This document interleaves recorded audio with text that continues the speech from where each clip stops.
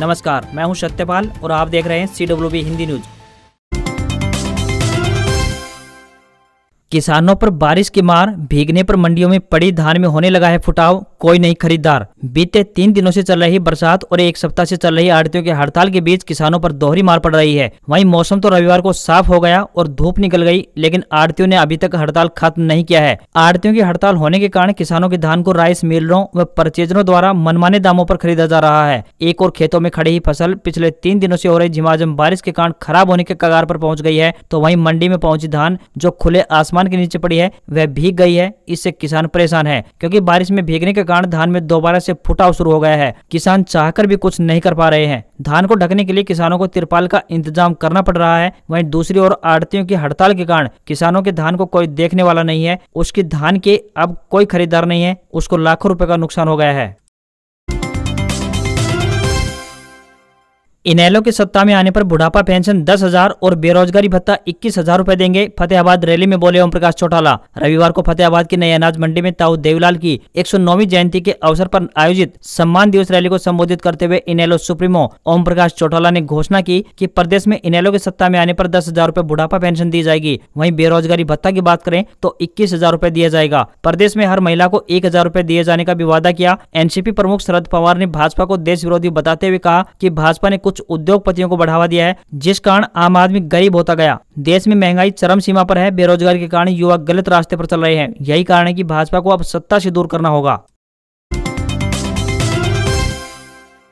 फतेहाबाद की नई अनाज मंडी में ताऊ देवीलाल की 109वीं जयंती के अवसर पर आयोजित सम्मान दिवस रैली को संबोधित करते हुए बिहार के डिप्टी सीएम तेजस्वी यादव ने कहा कि पंजाब और हरियाणा के किसानों ने किसान आंदोलन में भाजपा को अच्छा सबक सिखाने का काम किया है। इन्हीं किसानों के जवानों ने देश को बचा रखा है। उन्होंने कहा कि आज भाजपा असली मुद्दों से जनता को भटका रही है। इसके नेता किसान हितों, बेरोजगारी व महंगाई पर बात करने के बजाय हिंदू मुसलमान, मंदिर मस्जिद, पाकिस्तान कश्मीर के नाम पर लोगों को आपस में लड़वाने में लगे हुए हैं। किसानों की आय दोगुनी करने, हर साल 2 करोड़ रोजगार देने का वायदा करने वाली भाजपा अपने वायदों को भूल गई है। सेना में जो नौजवान सिलेक्ट हो गए थे, बस ज्वाइनिंग लेटर आना बाकी था। भाजपा सरकार ने एक कानून लगाकर उनके सपनों को ध्वस्त कर दिया। ऐसी सरकार को नीतीश कुमार ने सबक सिखाया।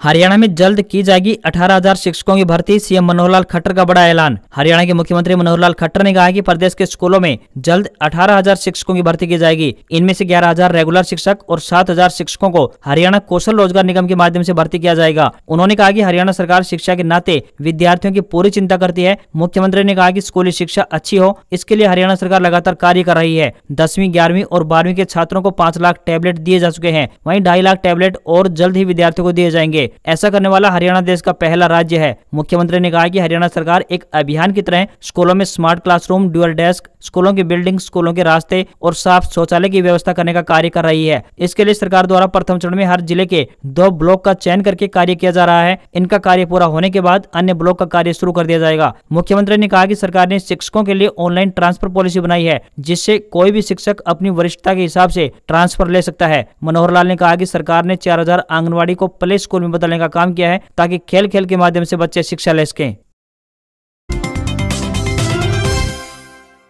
मिशन 2024, हरियाणा में चुनाव 2024 को लेकर सीएम नीतीश ने की भविष्यवाणी, इस वजह से बीजेपी के आएंगे बुरे दिन। हरियाणा के फतेहाबाद में देश के पूर्व उप प्रधानमंत्री चौधरी देवीलाल की 109वीं जयंती पर इनेलो ने शक्ति प्रदर्शन किया। इस दौरान यह सम्मान दिवस रैली में बिहार के सीएम नीतीश कुमार भी शामिल हुए। इसके अलावा एनसीपी प्रमुख शरद पवार, तेजस्वी यादव, सुखबीर सिंह बादल, सीताराम येचुरी समेत कई पार्टियों के नेता पहुंचे। इनका मकसद विपक्ष को एकजुट करना है। बिहार के सीएम नीतीश कुमार ने रविवार को बीजेपी से मुकाबला करने के लिए कांग्रेस और लेफ्ट समेत सभी विपक्षी दलों से एकजुट होने का आह्वान किया। उन्होंने कहा कि विपक्ष मुख्य रूप से सामने आता है तो 2024 के लोकसभा चुनाव में भगवा पार्टी बुरी तरह से हारेगी। रैली को संबोधित करते हुए कहा कि यदि गैर बीजेपी दल एकजुट हो जाते हैं तो उन लोगों से आजाद हो जाएंगे जो देश को बर्बाद करने के लिए काम कर रहे हैं। कुमार ने कहा कि मैं सभी पार्टियों से अपील करूंगा कि हम सभी को एक साथ रहना होगा, तो उन्हें 2024 में बुरी तरह हारना होगा।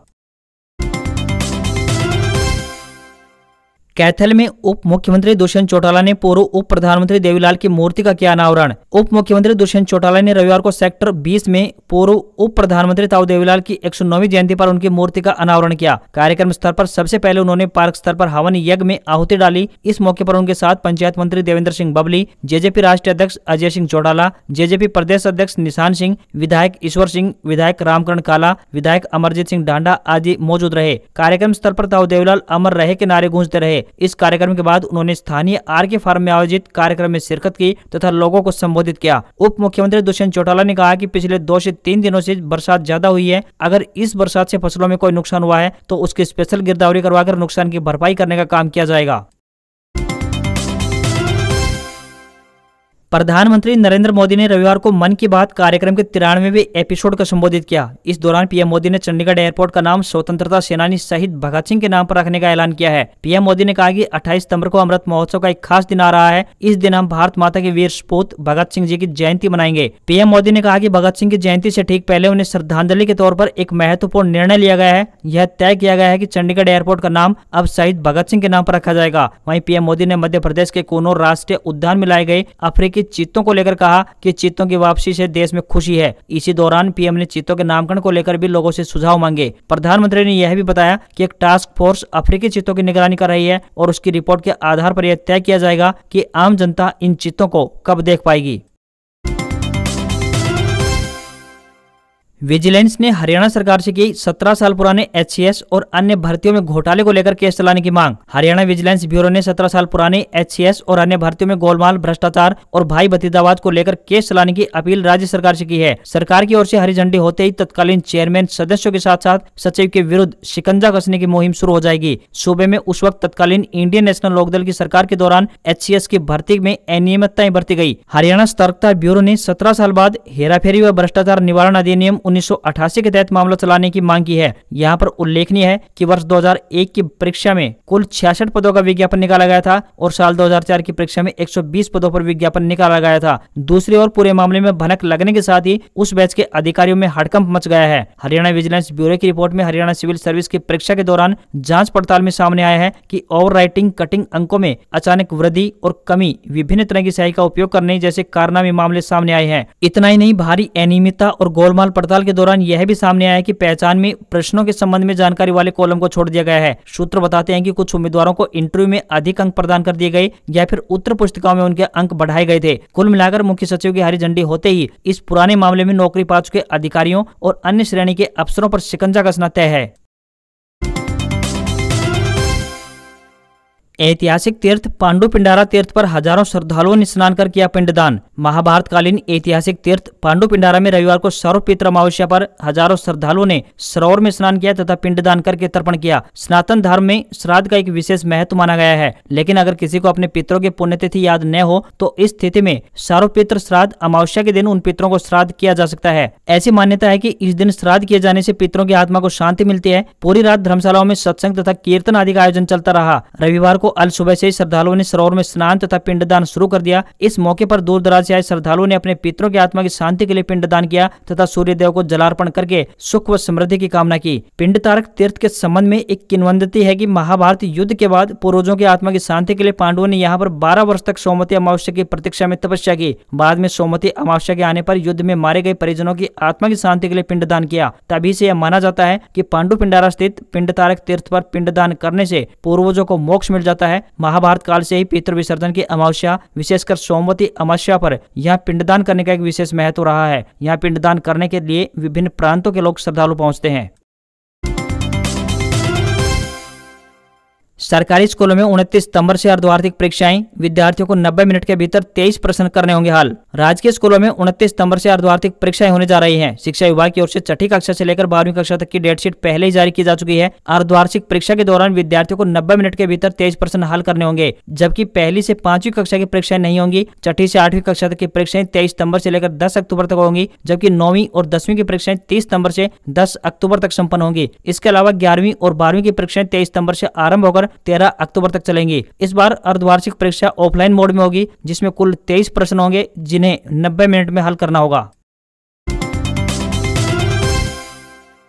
हरियाणा में इस अनोखी मशीन से 1 घंटे में बनती हैं हजारों ईंटें, सीएम केजरीवाल ने ट्वीट कर की तारीफ। हरियाणा में झज्जर के बहादुरगढ़ जिले के 2 लोग आइडिया को अमल में लाकर अब व्यवसायी बन गए हैं। दोनों ने मिलकर एक ऐसा आविष्कार किया है जिससे अब 1 घंटे में 10 से 12 हजार तक ईंटें बनाई जा सकती हैं। इनकी तारीफ हर जगह हो रही है। वहीं इस आविष्कार से तकनीक के क्षेत्र में भी क्रांति आई है। तकनीक के क्षेत्र में यह भारत की शानदार उपलब्धि है। दिल्ली के मुख्यमंत्री अरविंद केजरीवाल ने अपने ट्विटर हैंडल पर एक वीडियो शेयर किया है जिसमें वह इनोवेटर से बात कर रहे हैं और उनके प्रयासों की तारीफ कर रहे हैं। साथ ही कहा है कि इन दोनों से सीखने का भी मिलता है कि कैसे जिंदगी में आगे बढ़ सकते हैं। संस्थापक सतीश कुमार के मुताबिक यह मशीन दुनिया में अपनी तरह की एक इकलौती मशीन है। वहीं मशीन उत्पादन लागत और समय को कम करती है जो कि निर्माता के लिए लाभ में परिवर्तित हो जाती है। मशीन को पहियों पर ईंट की फैक्ट्री के रूप में पेश किया गया है। कुमार ने कहा कि कंपनी की खपत के साथ साथ इस मशीन द्वारा बनाई गई ईंटें अन्य समान ईंटों की तुलना में 3 गुना मजबूत हैं। संस्थापक सह संस्थापक को फरवरी 2021 में वीडियो कॉन्फ्रेंसिंग के माध्यम से प्रधानमंत्री श्री नरेंद्र मोदी के साथ बातचीत करने का भी मौका मिल चुका है। मशीन को 64 लाख रुपए में खरीदा जा सकता है। बातचीत में तारीफ करते हुए अरविंद केजरीवाल ने कहा कि भारत में टैलेंट की कमी नहीं है, बस उन्हें सही मंच की जरूरत है। यही प्रतिभाएं मिलकर भारत को नंबर 1 आगे चलकर बनाएंगी। अरविंद केजरीवाल ने तारीफ करते हुए दोनों को भविष्य में आगे बढ़ने की शुभकामनाएं दी। हरियाणा सीएम का तीसरा मोर्चा बनाने पर कटाक्ष। मनोहर लाल बोले, खिचड़ी बनाने का कोई अर्थ नहीं, कहीं नहीं टिक पाएगा। हरियाणा के सीएम मनोहर लाल ने तीसरे मोर्चे के गठन पर कटाक्ष किया। उन्होंने कहा कि इस तरह खिचड़ी बनाने का कोई अर्थ नहीं है। जब भी कोई चुनाव आता है तो ऐसी पार्टियां जिनका सत्ता में हाथ नहीं होता और पार्टियों को लगता है कि वे अकेले कुछ नहीं कर सकती, ऐसी ही कई पार्टियां पिछले अनेक वर्षों से तीसरे मोर्चे का गठन करती आ रही है, लेकिन इस बार भी वह कहीं नहीं टिक पाएंगी। सीएम मनोहर लाल एक दिन के दौरे पर रोहतक पहुंचे। मुख्यमंत्री मनोहर लाल ने पुरानी ITI के ग्राउंड में आयोजित गुरु सुदर्शन जन्म शताब्दी वर्ष महोत्सव में शिरकत की। सीएम मनोहर लाल ने कहा कि बरसात से किसानों को काफी नुकसान पहुंचा है, जिसके लिए फसलों की गिरदावरी करवाई जाएगी। अब बरसात का सिलसिला रुक गया है, 2 से 3 दिन में गिरदावरी होगी ताकि उचित मुआवजा दिया जा सके। जापान के पूर्व पीएम शिंजो आबे का स्टेट फ्यूनरल 27 सितंबर को टोक्यो के निप्पॉन बुडोकन में होगा। कार्यक्रम पीएम मोदी लेंगे हिस्सा। जापान के पूर्व प्रधानमंत्री शिंजो आबे का राजकीय अंतिम संस्कार यानी स्टेट फ्यूनरल 27 सितंबर को टोक्यो में होगा। प्रधानमंत्री श्री नरेंद्र मोदी समेत 217 देशों के प्रतिनिधि इसमें शामिल होंगे। शिंजो की प्रतीकात्मक अंतिम विदाई समारोह पर करीब 97 करोड़ रुपए खर्च होंगे। जापान टाइम्स के मुताबिक 27 सितंबर को अंतिम विदाई का कार्यक्रम टोक्यो के निप्पॉन बुडोकन में दोपहर 2 बजे शुरू होगा। आपको यहाँ पर बता दें कि निप्पॉन बुडोकन टोक्यो में एक कम्युनिटी सेंटर है। यह मूल रूप से 1964 के समर ओलंपिक में ओपनिंग जूडो इवेंट के लिए बनाया गया था। आबे की 8 जुलाई को हत्या कर दी गई थी। इसके बाद पारिवारिक तौर पर शिंजो का अंतिम संस्कार 15 जुलाई को हुआ था, लिहाजा यह अंतिम संस्कार प्रतीकात्मक होगा। इसकी वजह यह है कि निजी समारोह में राष्ट्राध्यक्ष और प्रतिनिधि शामिल नहीं हो पाए थे। वर्ल्ड वॉर सेकंड के बाद जापान में दूसरी बार किसी प्रधानमंत्री का स्टेट फ्यूनरल हो रहा है। शिंजो आबे के स्टेट फ्यूनरल में भारत की ओर से प्रधानमंत्री मोदी शामिल होंगे। इसके अलावा अमेरिका से उपराष्ट्रपति कमला हैरिस आएंगी। वहीं चीन और रूस के राष्ट्रपति इवेंट में नहीं आएंगे, उनके एम्बेसडर शामिल हो सकते हैं। वहीं फ्यूनरल के बाद प्रधानमंत्री नरेंद्र मोदी जापान के प्रधानमंत्री फूमियो किशिदा से मुलाकात करेंगे।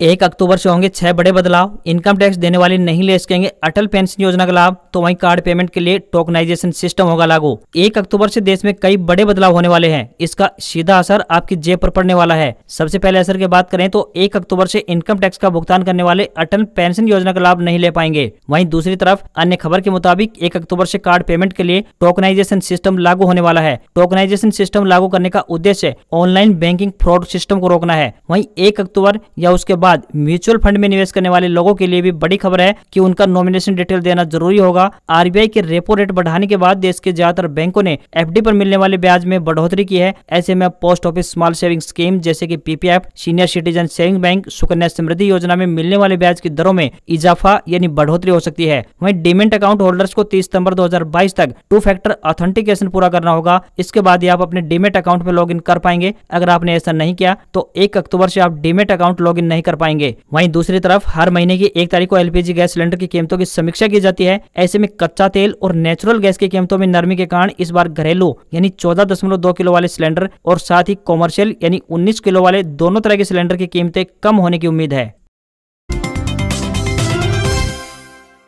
इंडियन ऑयल कोल इंडिया समेत 10 विभागों में बम्पर भर्ती, 30,000 पदों पर होंगी ये भर्तियां। अक्टूबर तक कर सकते हैं अप्लाई। केंद्र और राज्य सरकार के 10 विभागों में 30,000 पदों पर बम्पर वैकेंसी निकली है, जिसके लिए 10वीं पास से लेकर ग्रेजुएट कैंडिडेट्स अगले 2 महीने में अप्लाई कर सकते हैं। इनमें बैंक ऑफ बड़ौदा में 72, एसएससी में 20,000, राजस्थान लोक सेवा आयोग में 118, इंडियन ऑयल कॉर्पोरेशन लिमिटेड में 1535, कोल इंडिया में 108, बीपीसीएल में 95, स्टेट बैंक ऑफ इंडिया में प्रोबेशनरी ऑफिसर के पदों के लिए 1673 और क्लर्क के 5486, कर्मचारी चयन आयोग में 3000, स्टील अथॉरिटी ऑफ इंडिया में 333 पदों पर यह भर्तियां निकली हैं। वहीं चलते चलते एक खबर पर और नजर डाल लेते हैं। सूर्य कुमार यादव और विराट कोहली के तूफानी अर्धशतकों के दम पर टीम इंडिया ने तीसरे T20 इंटरनेशनल में ऑस्ट्रेलिया को 6 विकेट से हरा दिया है। इसके साथ ही भारत ने 3 मैचों की सीरीज 2-1 से अपने नाम कर ली है। आज खबरों में बस इतना ही। देखते रहिए CWB हिंदी न्यूज। नमस्कार।